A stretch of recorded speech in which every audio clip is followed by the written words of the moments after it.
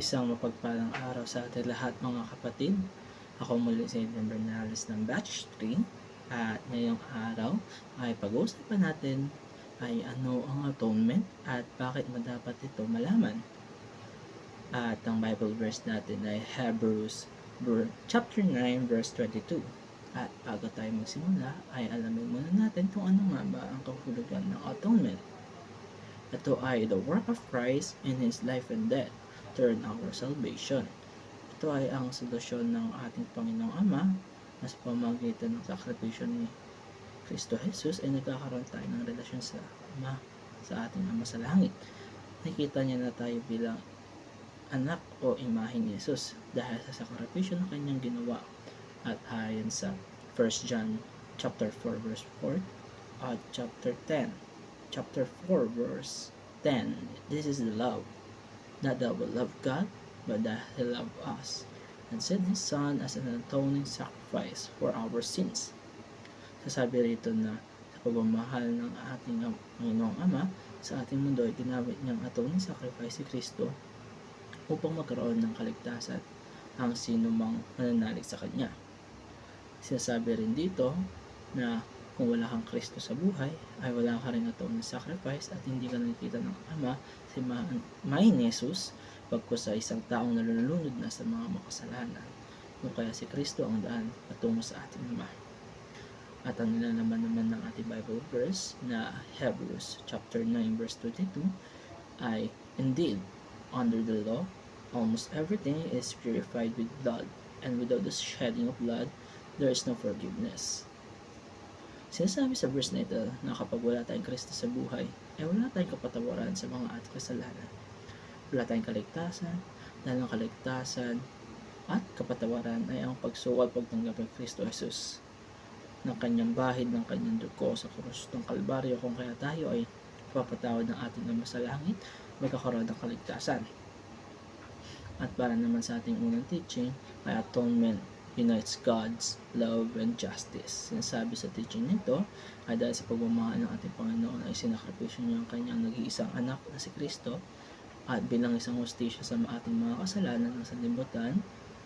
Makikita natin dito si Hesus Kristo na pinako sa krus ng Kalbaryo.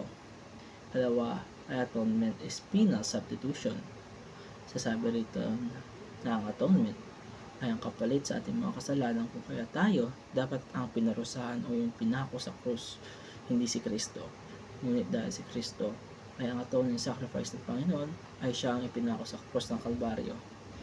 Dahil dito makita natin ang biyaya at pagmamahal ng ating Panginoon dito. Pangatlo ay atonement takes away the wrath of God.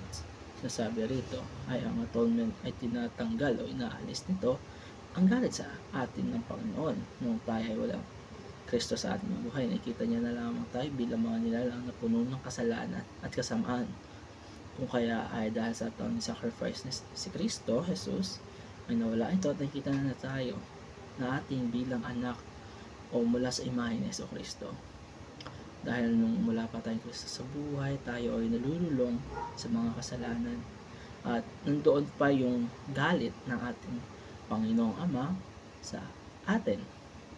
At ngayon ay tinanggap na natin si Kristo Jesus, nakita niya na tayo sa bilang anak, bilang si Kristo. Kaya tayo ay napapatawad na ng ating Panginoon sa ating mga kasalanan. At para naman sa ating application, I appreciate Jesus Christ today and forever. Dapat natin pasalamatan si Kristo sa kanyang ginawa o sakripisyo, sa kanyang pagpapako sa krus o pag-ako ng kasalanan ng sanlibutan, at siya ang namatay para sa ating mga kasalanan, at hindi lamang ngayon natin siya dapat pasalamatan, kundi habang buhay natin siya papurihan sa araw-araw natin pamumuhay. Pangalawa, I approach the throne of God with confidence. Dahil sa atoning sacrifice ni Kristo ay tayo malinis na sa mata natin Panginoon, o kaya maaari na natin harapin ang ating Panginoon ng walang takot dahil nalinis na tayo sa dugo ni Kristo. At maaari na tayong humingi ng kanyang mga biyaya at sa awa sa ating Ama sa langit. Pangatlo ay appeal to Jesus' blood when stricken by guilt. At dahil tayo ay hindi perfecto, tayo ay nakagawa pa rin ng mga kasalanan, ko kaya tayo ay dapat manalangin at humingi ng tawad sa Kanya at pasalamatan siya dahil sa Kanyang dugo na dumanak sa krus ay tayo ay nalilinis na at napapatawad tayo ng Panginoon at malinis tayo sa mata ng ating Panginoon. Tunay na napakabait nga ng ating Panginoon o kaya niyang ibigay ang Kanyang anak o isakripisyo para sa kaligtasan at kapatawaran ng lahat.